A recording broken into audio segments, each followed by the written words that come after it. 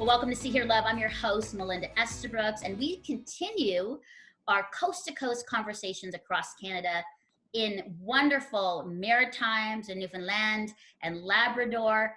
And Miranda, can you believe it that we're all on the eastern side of Canada? Finally, we made it. All across. It's so exciting.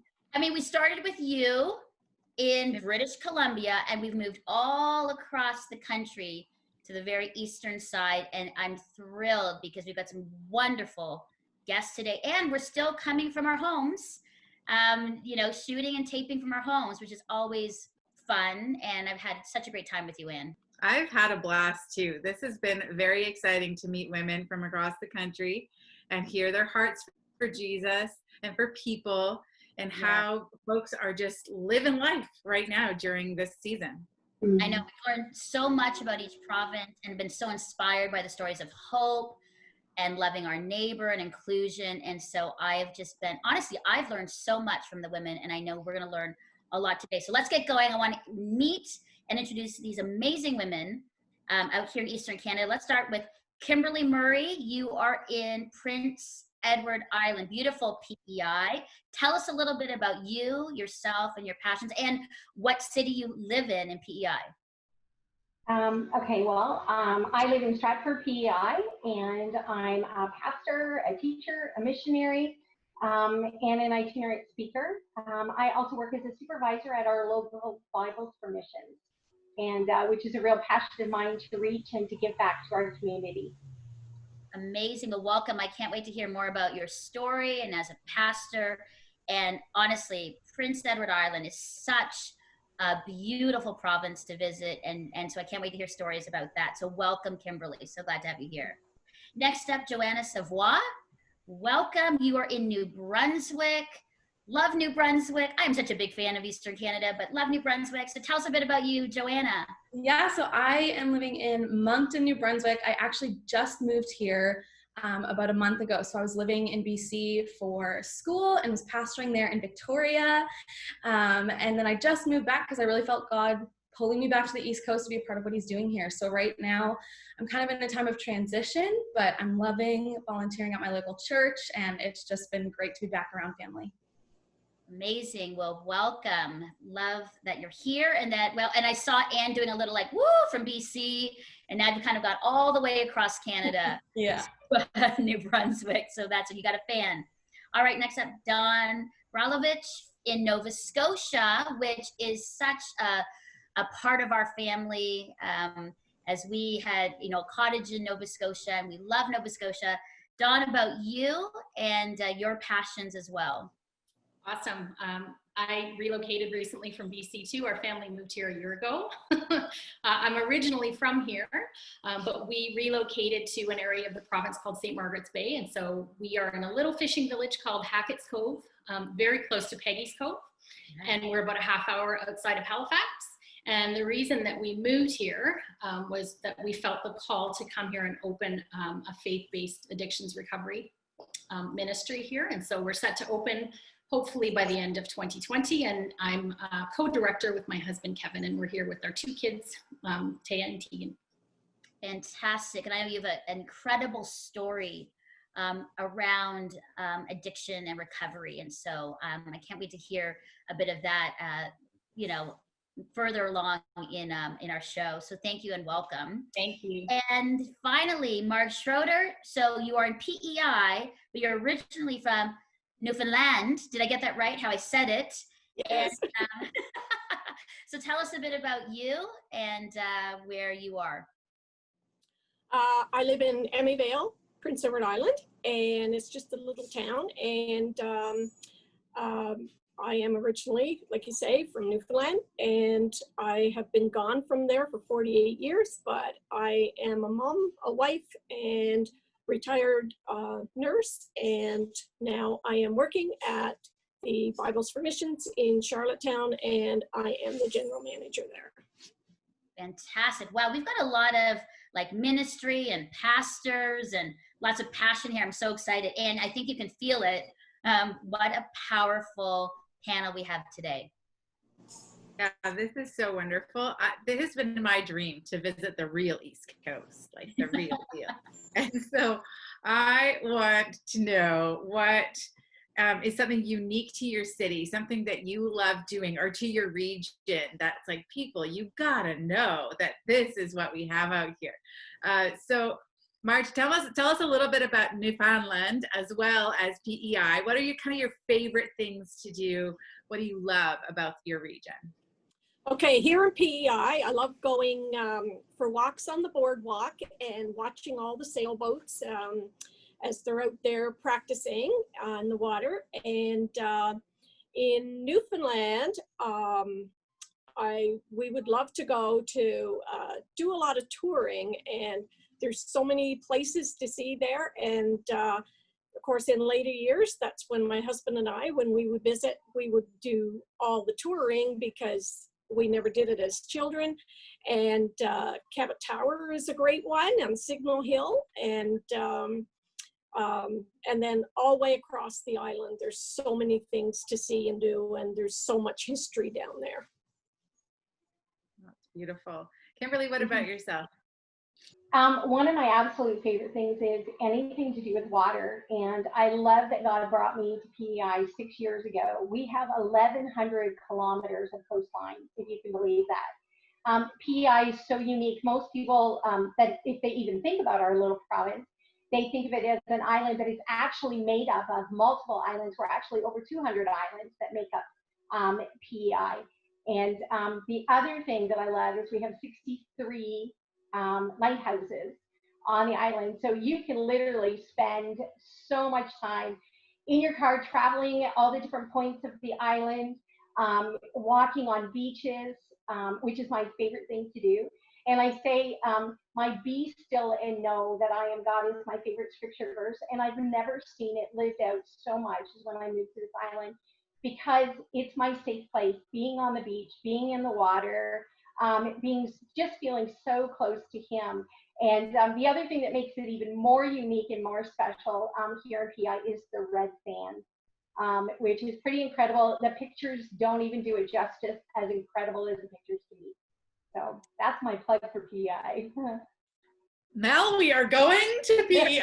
We are going. Yes. We wanted to do this live, so the Zoom, effect, all of this virtually has been wonderful, but we definitely have a dream to do this live one day. Absolutely. Dawn, I know that you have moved from BC, so we got to do ministry out here together too in some capacity, and so now that you're on the East Coast, what do you love about your area, your particular area, New Brunswick, right? Nova Scotia. Yeah. We're Nova Scotia. Okay. It's Joanna, that's New Brunswick. Okay. Yeah, absolutely. Hate to be a copycat, but it's anything nautical. Like, just to be back near the ocean is just spectacular. Our home is right on the water. And so we are just lapping up every sunset and kayak. And I mean, it's just really a breathtaking province. It's truly full of natural wonder. And we're never more than 45 minutes anywhere in Nova Scotia from the ocean. And so to live the beach life is pretty spectacular. I'm not gonna lie, it's pretty special. And Joanna, what do you love right now as you are exploring and in your season of transitioning? What do you love about your region? Yeah, again, water.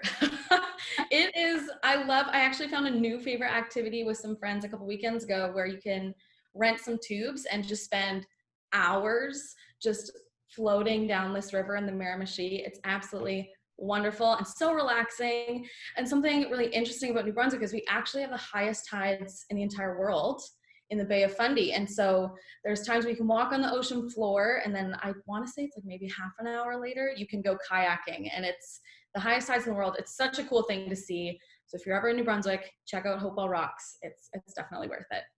Yeah. And honestly, but you know what was interesting? I didn't hear lobster rolls, which are my favorite. They are big scallops, or whitewater rafting. For us, we did in the Bay of Fundy, but I was like, yes to everything. I mean, it is a magical, wild place. I always say this, like, BC is beautiful. I feel like it has a bit more of a refinement of the forests and things. And Eastern Canada has this wild, magical, rough, but beautiful, natural way about it. And the water, I mean, I always say to Canadians, before you go anywhere, you need to go to Eastern Canada and visit. Like, yes, you can go all over the world, but you must go and visit Eastern Canada. And so now I'm feeling a little homesick, you guys, after you said that, because I just love it. And I'm so thankful. Just that I love how water is your thing, and what a beautiful place to kind of really connect with God. So on that though, you know, here I'm saying more people need to go to Eastern Canada, but it seems that Eastern Canada is forgotten a lot by Canada and Canadians. And why do you think that is? And how do you think we can change? And how do you think we can connect better across Canada? Joanna, let's start with you. Your thoughts about that? Because I see a few nods and you're going, mm-hmm. What are your thoughts? Well, living on coast to coast, I went to Bible college out in BC, and a lot of the same thing happened where people from Ontario came over. They're like, oh, the East Coast, Ontario, how wonderful. And so we had to say, actually, it goes past that. There's 4 other provinces over there. And so I think a lot of it is people actually just don't hear about it, and they just might not know.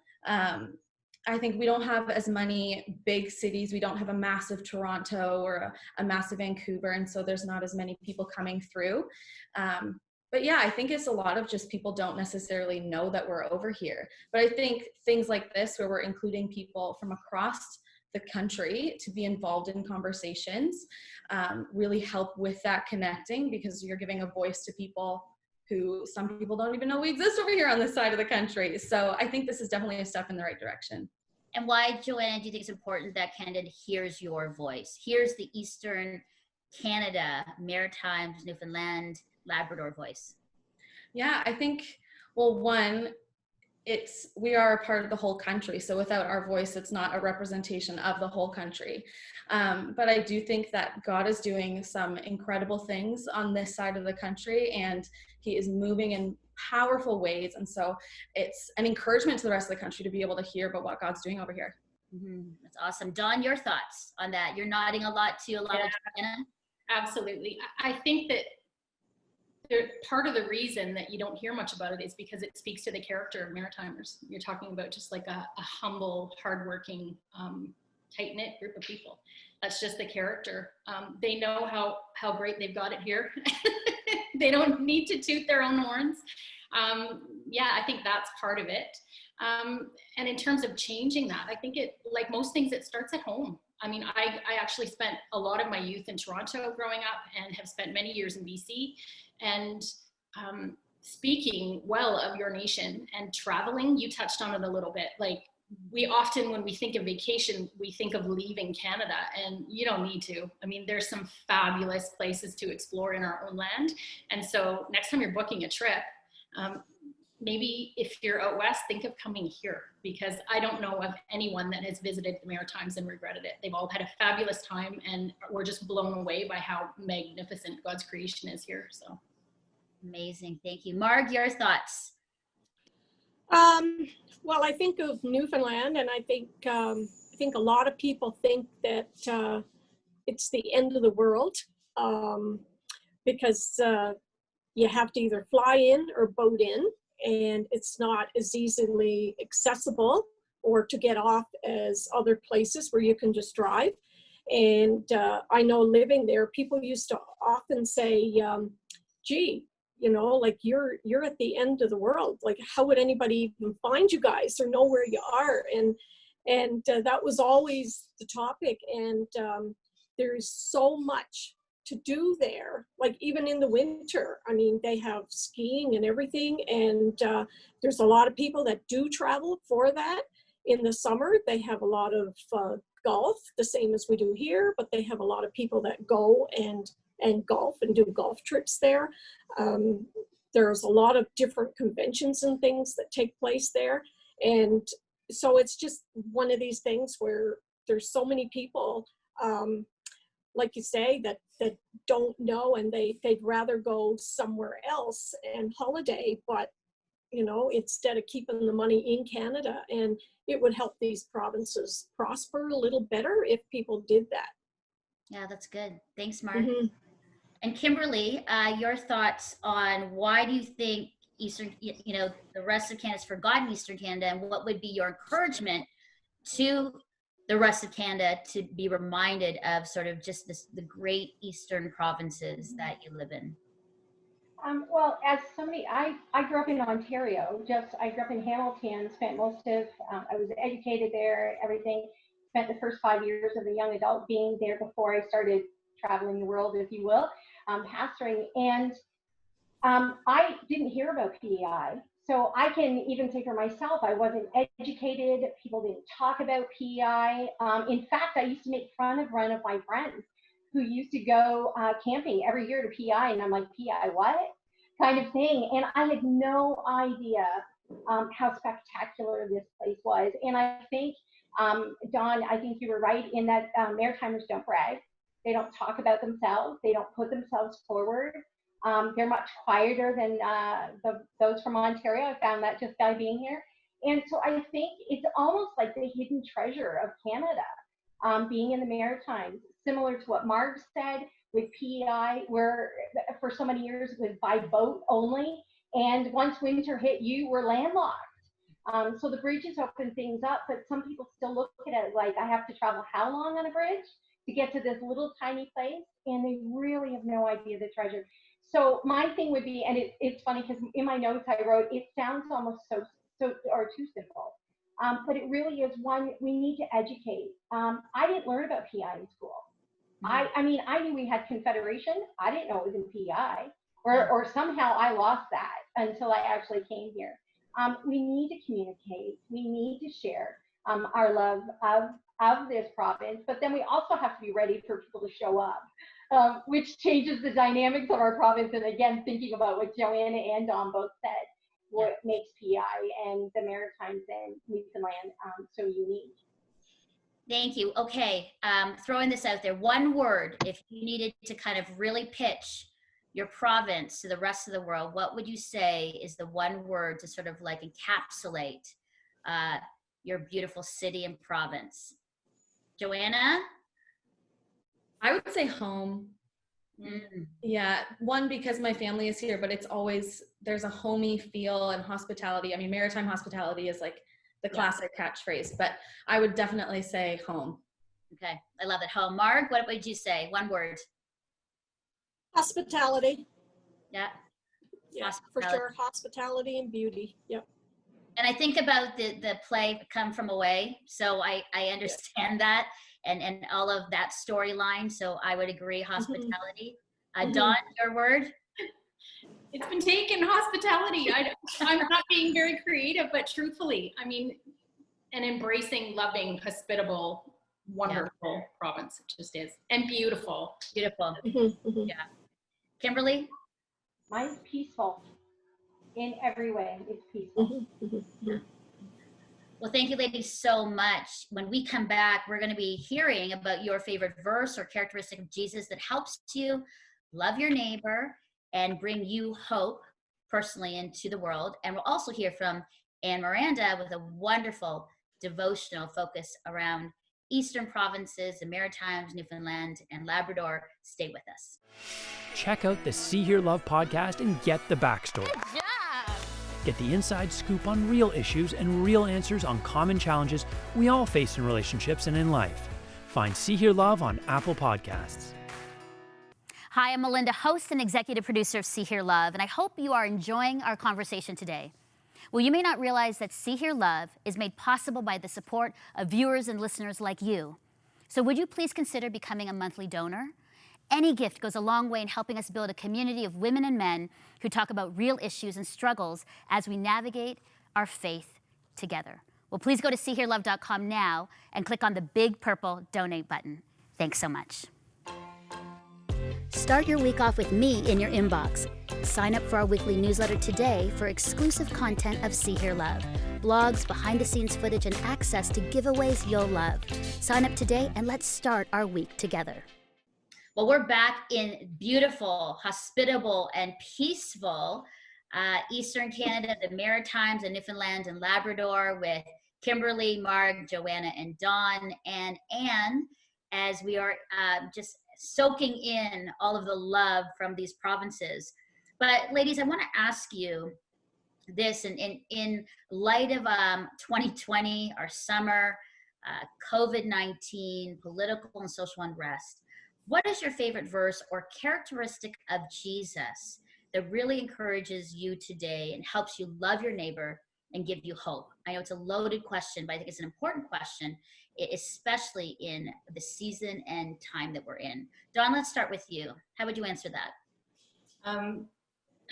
As I said, we've moved here a year ago to start a new ministry, and it was daunting. It was scary, and a verse that we've just sort of meditated on as a family is in Matthew 6, I think it's 33, it says, "Seek ye first the kingdom of God and his righteousness, and all these things will be added unto you." And so we took a massive leap of faith, selling everything and leaving everything and coming here to start this ministry. And just, we want to be kingdom-minded people, and really live our lives in light of what Jesus has done on the cross for us, and trust that all the things that we need for this calling will be added as we sort of embark on this. And it's given us such hope and carried us through, and been a miracle really of just provision and faith building and trusting, just watching him help us start this new adventure with the home. So yeah. Can you give some just quick background of why you started this new adventure, especially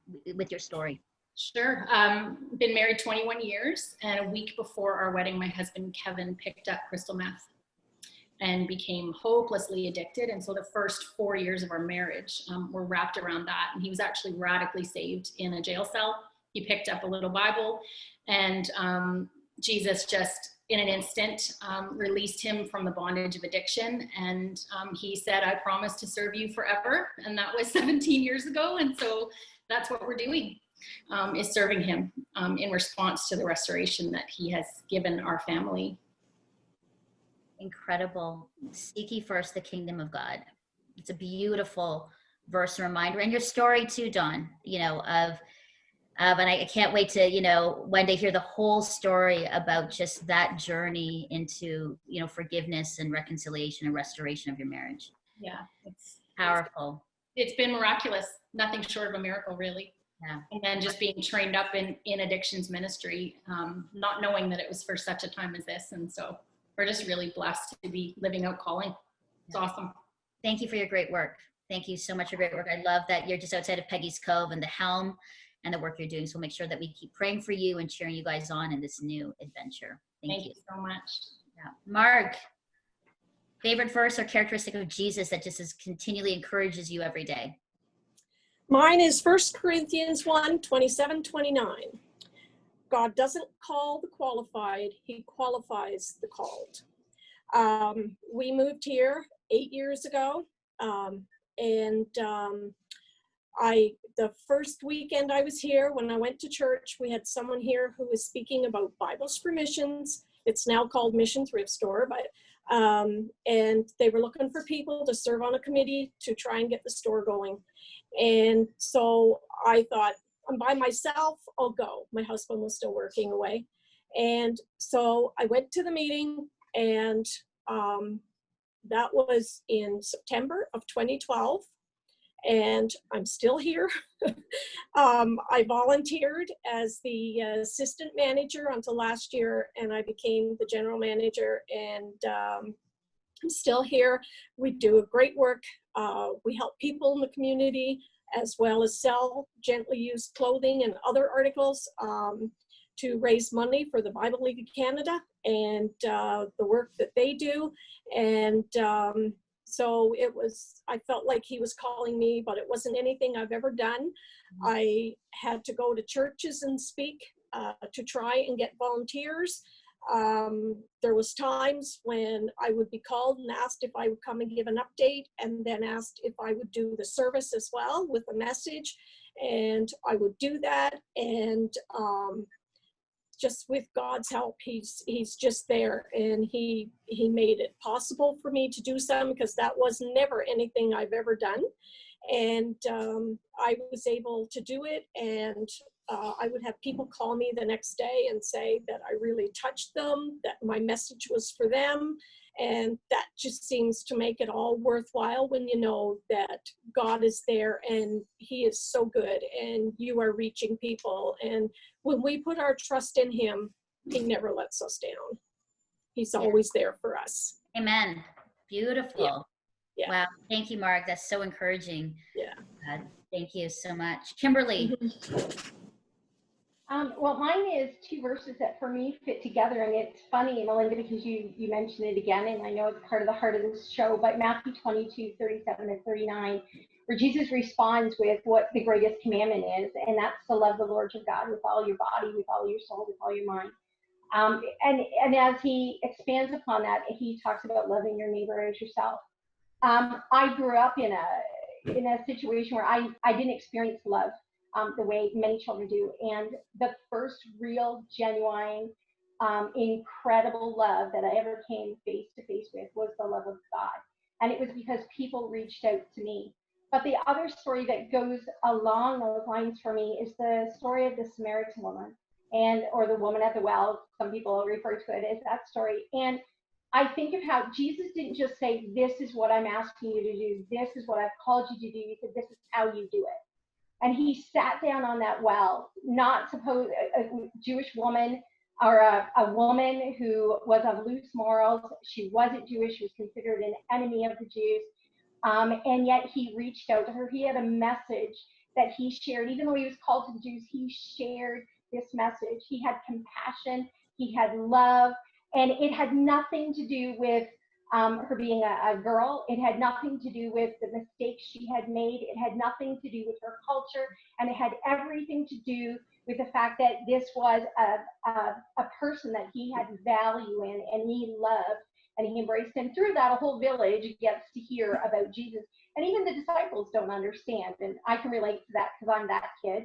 And so for me, that is really the heart of what I'm called to. I've done 20 years of pastoral ministry and yet got called out of the church and thrust into the community because what I missed is doing like what Dawn is doing and really reaching those people that are hurt. God didn't call us to be saved. And this is what he's been reminding me of the last couple of years. He called us to be unsaved. And he called us to our neighbors and to reach out. So those verses have become so incredibly real to me. And I thank God that I get to do what I do, even though it looks very different from what I thought it would or thought what I was called to. Yeah. Isn't that the way for all of us? If you actually kind of look back at your life and you're like, I'm here today doing this, it's all God. And I can absolutely relate as I sit and do a show like this, and never my wildest dreams would I believe that God would put me here to encourage women to share their story of faith and hope. So yeah, I get it. Thank you, Kimberly. It's so encouraging. Joanna, let's end with you. Your thoughts, your verse or characteristics of Jesus that just helps you love your neighbor and gives you hope each day. Yeah, something that I have been really fascinated about Jesus with lately is how patient he is and how he never was in a rush to get to the next thing.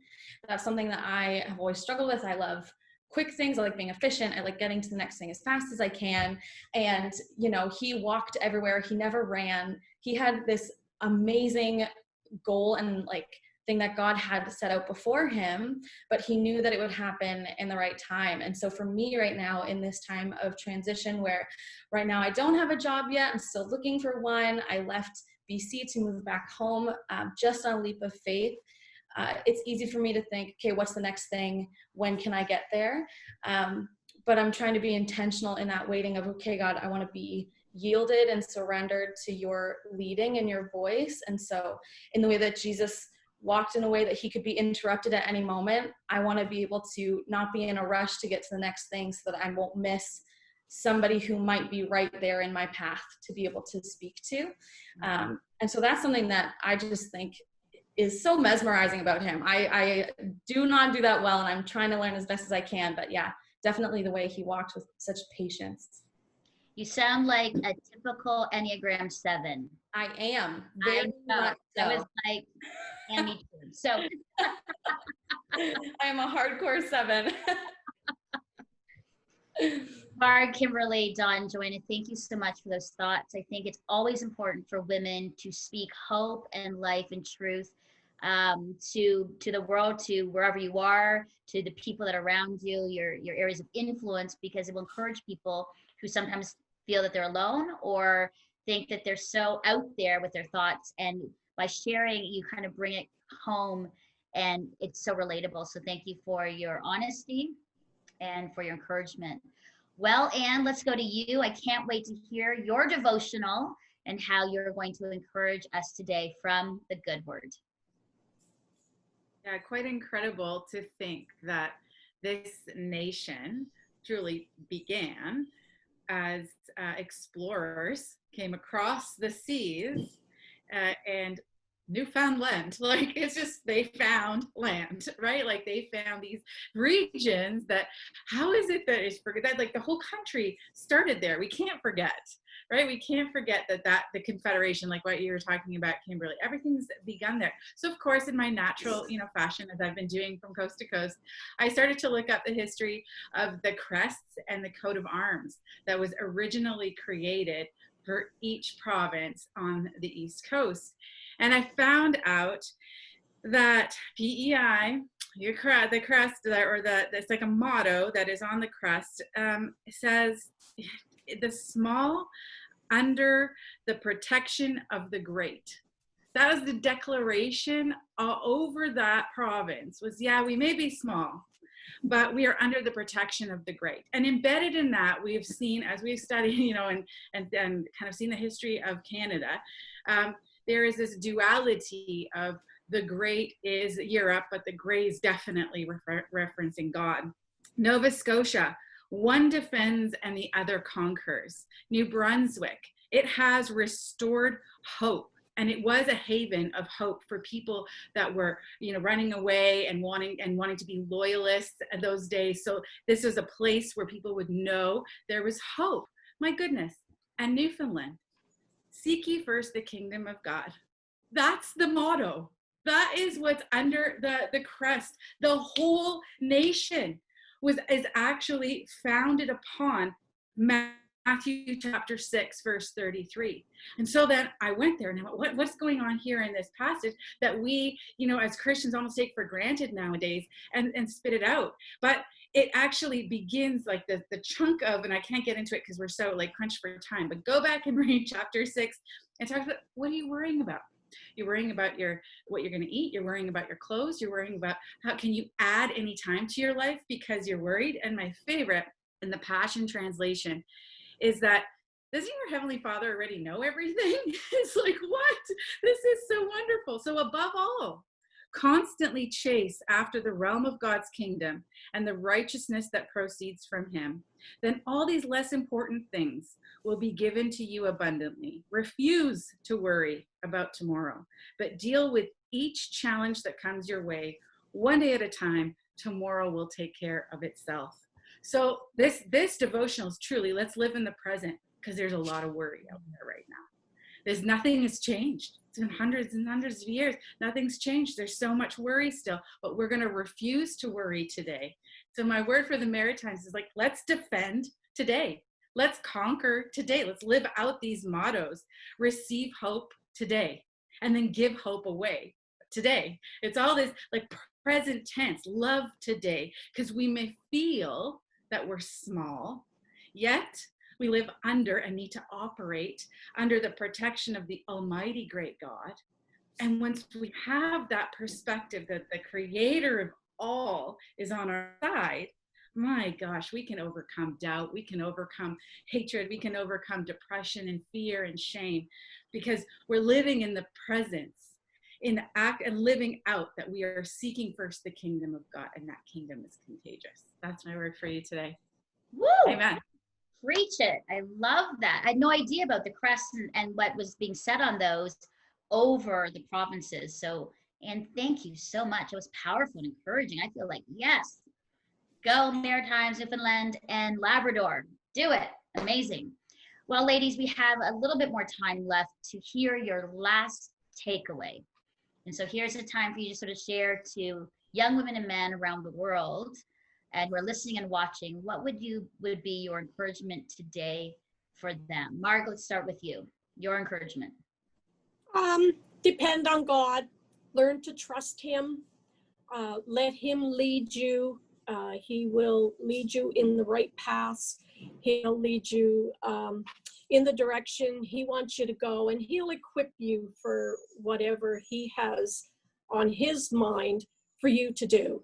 And I guess we just have to learn that things happen in God's time and not ours, and he directs everything. So if we just learn to trust him and lean on him, then I think we've got it made. Awesome. Thank you, Marg, so much. And thank you so much for being on the show with us. Thank you. Kimberley, Thank you. Your last takeaway and encouragement to us.